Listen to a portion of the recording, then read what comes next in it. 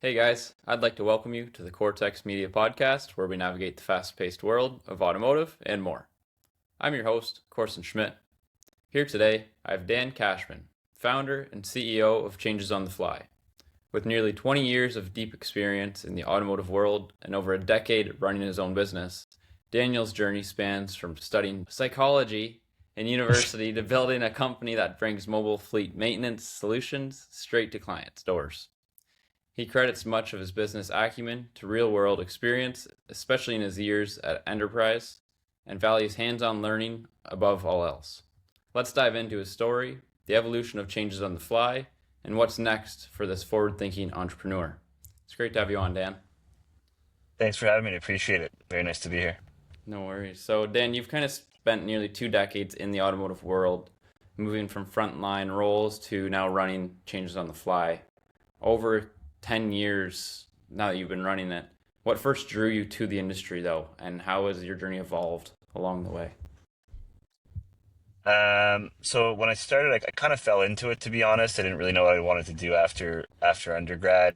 Mm-hmm. Um, Came across the ad from Enterprise.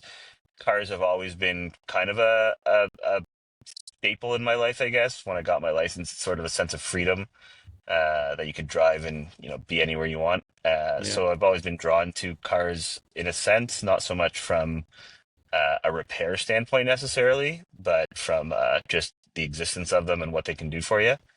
And then I kind of fell into a role at Enterprise and, spent 7 years there climbing the corporate ladder and learning more about working with different parts of their industry, which encompasses the repair, both body and maintenance, also the insurance industry. So a lot of different pieces of the automotive industry I was kind of exposed to during my time there.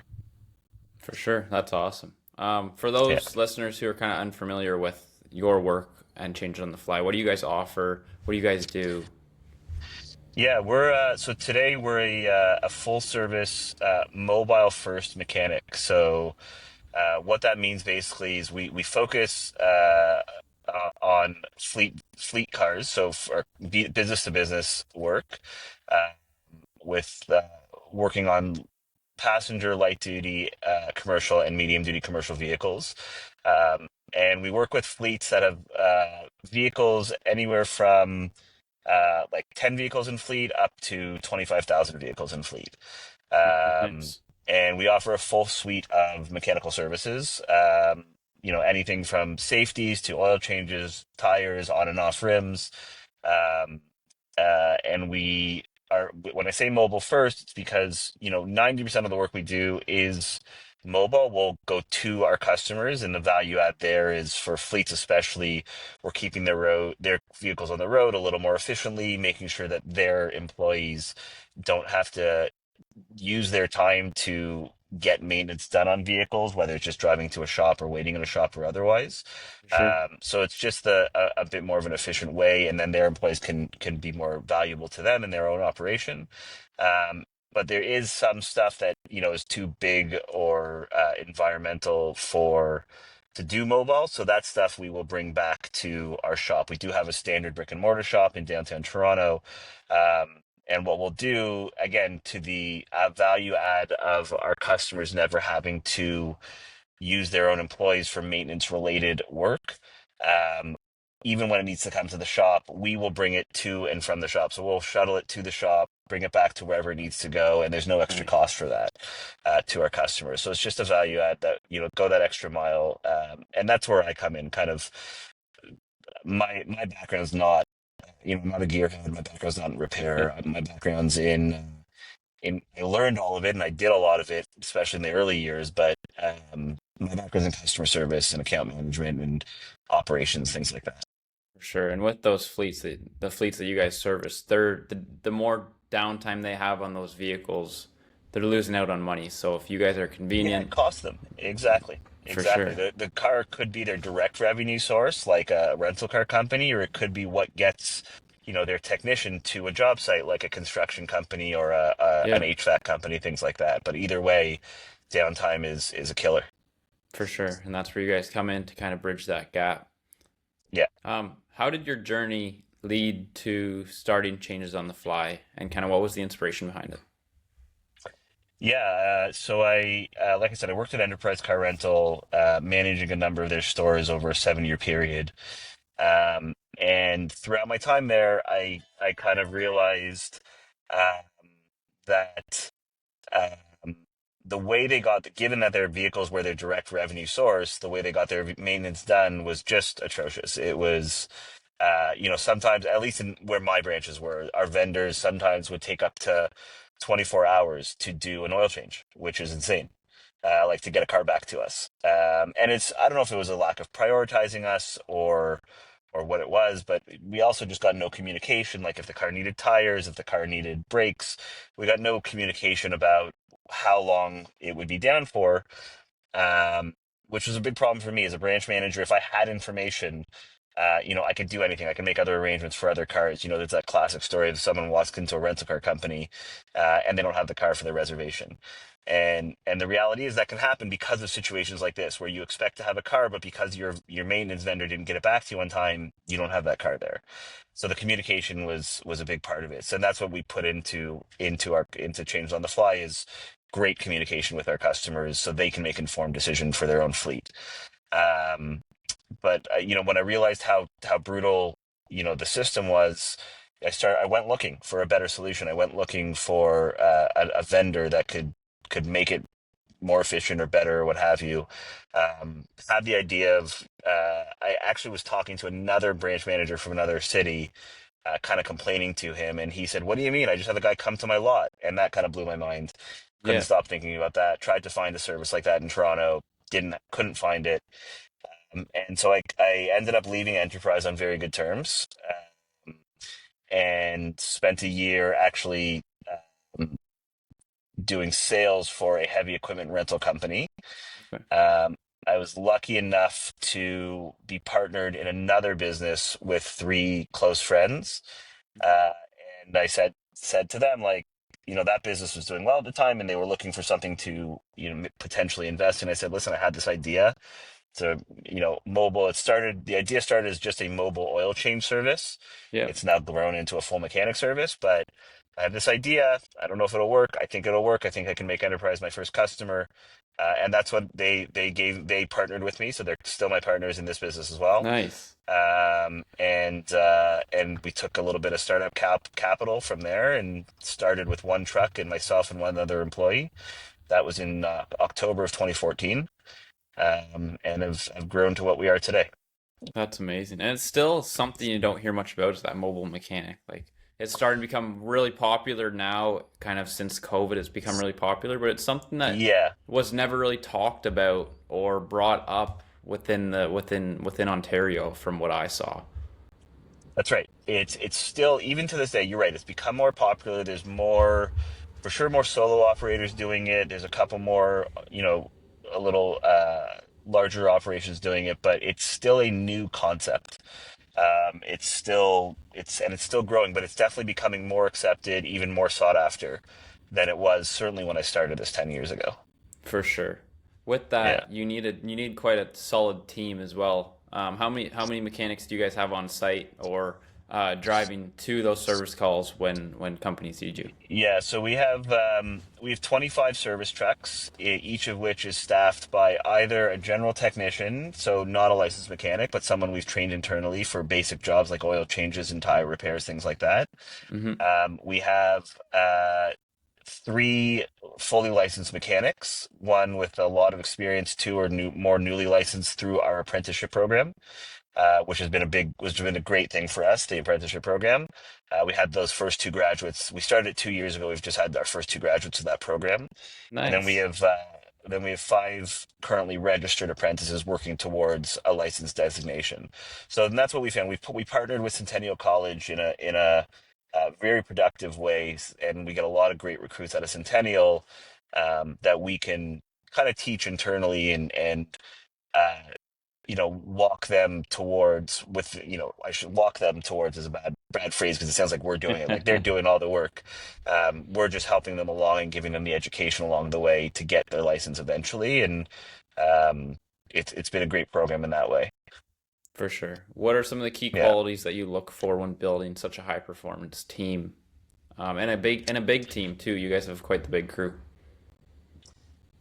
Yeah, so I mean that's part of what we're building now. From a technician perspective, we look for a passion for cars. Someone, I said it before, someone who's almost a gearhead, someone that just loves getting their hands dirty, likes turning a wrench, um, and then maybe has a little bit of, maturity and thoughtfulness because our technicians are also our frontline workers with our customers. In a shop or a dealership, the technicians are in the back.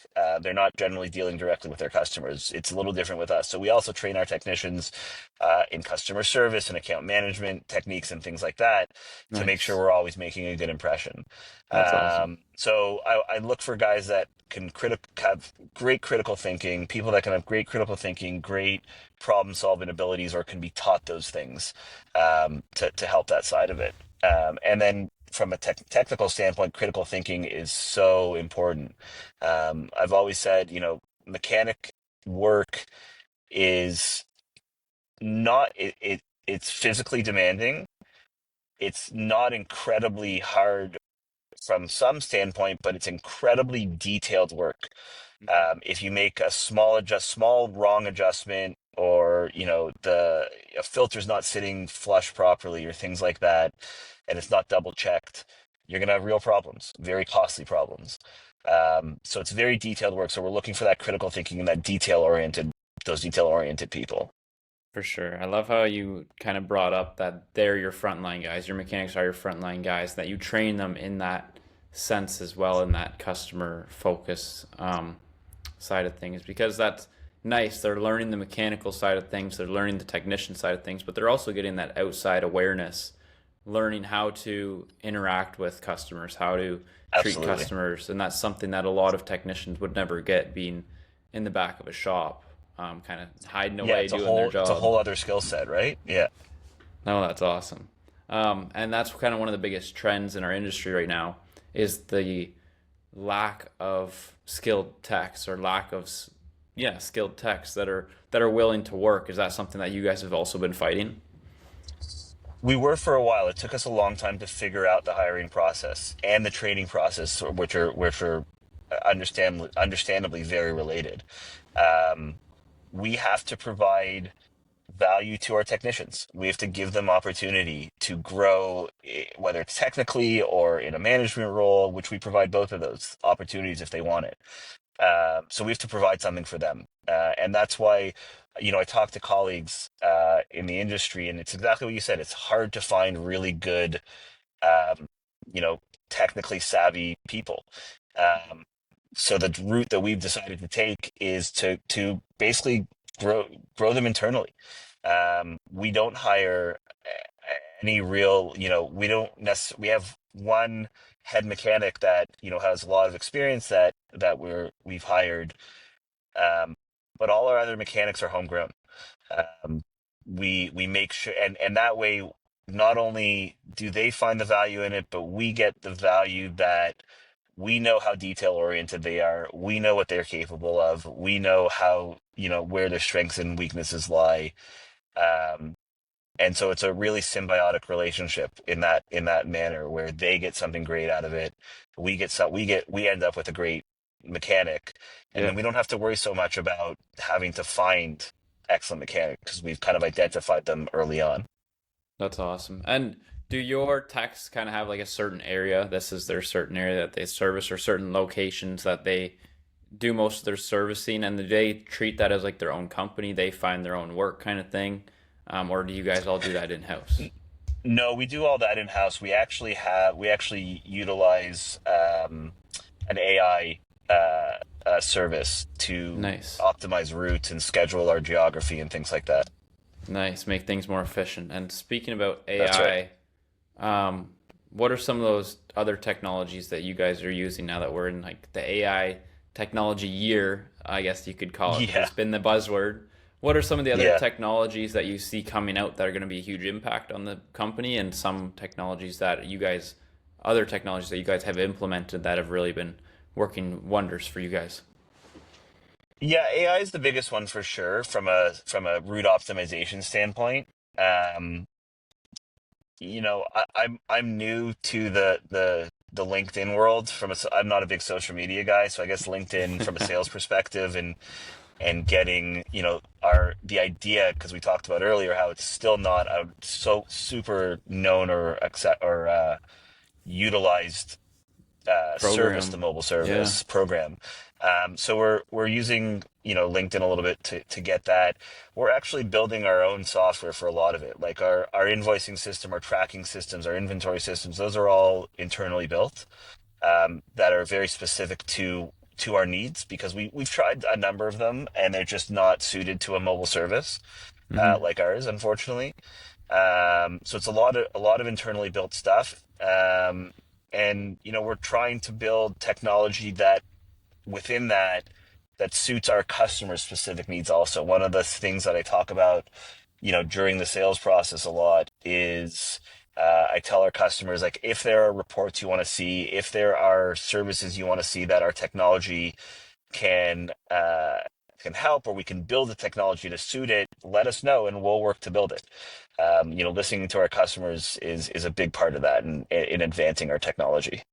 for sure. And they're going to stick with you, right? If you guys can advance your technology, kind of stay ahead of others in the game, they're really going That's to right. look at you guys as a partner rather than just providing a service, right? If you guys can come in and be like, And hey, we'll and, I, take and care I'm of your glad you. fleet vehicles, keep you on the road, Yeah, and kind of partner with you guys. yeah, we're going to help you understand your fleet better. And I'm glad you said partner, because that's really the way I have always felt about it. That Yeah.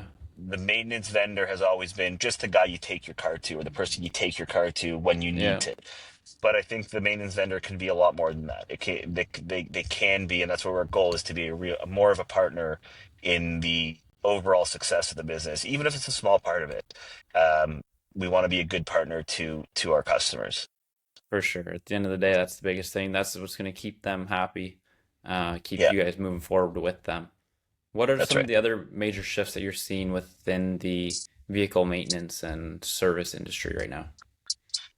Um, I think we've kind of identified, I guess, a bit of a gap in the industry still, where these mid-level fleets, either have, they're big enough to have a dedicated fleet manager, but maybe that fleet manager doesn't have all the tools available to them Hmm. to really understand and manage their fleet efficiently. Um, and they're not big enough that they can, utilize those tools or have the tools internally. Or it's a smaller fleet where, you have a CEO or a founder or a general manager that wears 6 or 7 different hats and is expected to oversee the maintenance of 30 or 40 vehicles, which is not a small task. Um, and to do it efficiently and cost effectively and all that. So, we're trying to bridge that gap and provide the tools for both of those scenarios. But I guess the shift is, um, really that the shift we're trying to make, I should say, is to put a higher premium on preventative maintenance and not reactive maintenance. We're trying to show these fleet managers how valuable it is, both for their daily operation and for the ultimate sale of the vehicle, to keep their vehicle in good shape. Get that preventative maintenance done, do the brake pads before the rotors go, things like that, Yeah, so that they're, saving money a little bit in the long term, but just in general keeping their vehicle in better overall shape, and not waiting for that call of, hey boss, I broke down, I need you to tell me back, kind of thing. You know what I mean? for sure. Staying ahead of the Yeah. maintenance curve, right? Making sure that they're, Yeah. and that's kind of tough, especially owning, let's just put in a construction company, for example. Nothing against construction companies. They're great. We need them. But a lot of the guys aren't Yeah. respecting their vehicles, their work trucks. The Yeah. guys aren't respecting. So it's a bigger thing that those fleet companies almost have to speak to their guys, be like, hey, this is a vehicle I spent money on.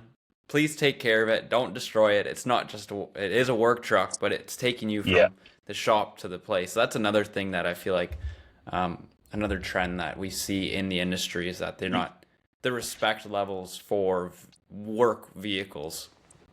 Yeah, and especially, so that's, well, we're seeing that in a big way, especially you can imagine if a construction employee doesn't take care of the vehicle, imagine what a rental car customer that has the car for 3 days does Yeah. to a vehicle.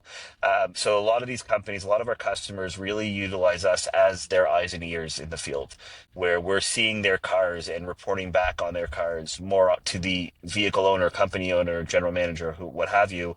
We're reporting back to them on the condition of their vehicles so that they can get ahead of that stuff. We have two partners that we're working with, that we're starting a monthly inspection program with. So we're literally Nice. inspecting every one of their vehicles in their fleet once a month to get ahead of this stuff. And it's shown that, they have less tows from the field. They have less dead batteries in the morning. They have less, little things like, signal light bulbs out, things like that. So it's the little things that really kind of cost time and money that we get ahead of with, whether it's monthly inspections or just generally seeing their vehicles before they do. That's amazing. It goes back to that customer, right? Keeping their vehicle on the road at the end of the day. Yeah. And taking the burden off their fleet manager or off their CEO that like, I don't have to worry about this anymore. Yeah. Yeah. Yeah. Keeps the CEO happy at the end of the day, and if you can do that, you're doing pretty good. That's right. That's right. As you guys look into the future, what are some of the top priorities or goals that you guys have for the next few years? So we're looking to roll out this kind of what I'm, I guess, deeming or calling a fleet maintenance Hmm. management program as opposed to just a fleet management program. So it's Yep, really focusing on everything between the purchase and the sale of the vehicle to keep the vehicle on the road as much as possible. So it's reporting, it's these vehicle inspections, it's a portal that our customers are going to have. So that's our kind of our plan via technology that we're going to use to grow. are you guys looking to expand outside of the Toronto area, kind of more into maybe different provinces or out of further areas in Ontario? Yeah, one day for sure. There's certainly talk about Hamilton area, London area, Ottawa area for now, and then potentially some other provinces. We're in a stage now where we're still. Um, I want to. I don't want to say perfecting because nothing's ever going to be perfect. Yeah, But we're in the stage of still improving to the point where we have an operation that we can quite easily either franchise or internally drop in another city and be successful right away and not have to go through some of the challenges that we've gone through to get this built. for sure. The nice thing is a lot of our customers do have presences in all those cities, so and have Hmm. asked us to move out to some of those cities, so it'd be an easy conversation to expand with our current client base. That's amazing. What are some of the current challenges that are kind of holding you back from getting there, um, and getting I, I, that new maintenance management program yeah, you were talking about as I well? think it's just I think it's just changing habits. One of the biggest there's one view of the automotive industry is that it's a dirty industry, like just physically like grease and grime and stuff like that, which it doesn't have to Yeah, be if it's done right. Um, and two it's just changing habits in an industry that has been doing kind of the same thing for 50 plus years. One of the comments we run into a lot is, well, I've been using this guy down the street for the last 10 years or 20 years, and why would I do anything else? Right. It's yeah, just changing habits and helping customers see the bigger picture, or getting them, being there when they get to the point of frustration and say, I just want to use my team for other stuff than running my cars to the shop all the time. for sure. So it's that's the biggest challenge we face is just being a different kind of offer in the industry and changing habits. Kind of standing out from the field, and that's kind of that. When you guys came in, you guys would have been that new company, right? Because it's like we said, that's something that's newer to the industry. But now people are starting to come up and kind of do similar things. So just finding another way to make yourselves stand out from not being your typical mobile service company. Yeah, and not banking on the fact that our mobile service is always going to set us apart. We want to, like I talked about, we want to be a good partner. We want to find solutions beyond just the service that we offer, just the For mobile sure. mechanic service that we offer. For sure. And what other Yeah. services would you want to get into? Like if you're not doing just the mobile services or kind of just become that partner, maybe they need help with, or maybe if you're working with a construction company, get some techs in to do maybe their dozers or their excavators, Yeah, just kind of exactly. stuff like That's that. exactly right. So exactly. So if we're working on their light duty fleet, maybe we work on some of their three. Maybe at some point we bring in a 310T license guy Yeah. to work on some of their machines and things like that, or truck and coach like yourself. You looking for a job? No, I'm just kidding. Uh, but yeah, so that we could expand to that, and just the management of their fleet, and always being there to be a consultant almost to their maintenance needs, and not just providing the service. For sure. Totally Yeah. understandable. If you could go back to when you first started Changes on the Fly, what advice would you have given yourself? Um, don't be scared. Just make mistakes, fix them, and you'll be fine. Yeah, I think that's the best advice I've probably ever gotten, is just don't be scared to make mistakes. Try stuff, do it, be smart about it, but just learn from it, and don't make them a second or third time. for sure. And Yeah. what are some of the most important lessons that you've learned throughout your journey now, 10 years into it? Uh, People are everything. You can't do anything like this yourself.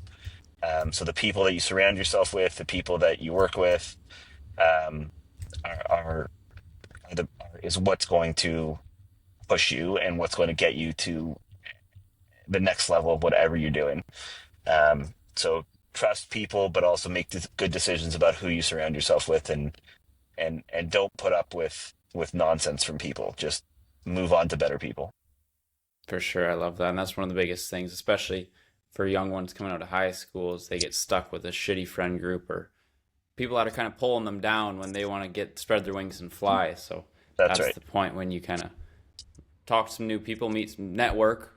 That's one of the biggest things is meet new people, network, and bounce ideas off them. Figure out if maybe they're better friends or whatnot. But That's right. Yeah. that's a great point. I love that you pointed that out. For listeners who want to learn more about Changes on the Fly, where can they find you? Website, social media, or elsewhere? Yeah, you can find social media, just really LinkedIn is the best for that. Change on the Fly has its own page. Daniel Cashman.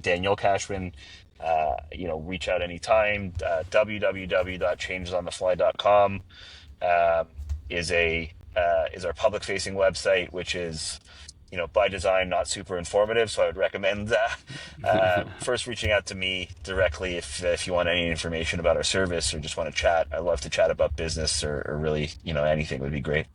For sure. Awesome. Well, thanks, Dan. I really appreciate you coming on the podcast. Thank you, Carson. I appreciate your time. Thanks for Yeah, no inviting me. worries. No worries.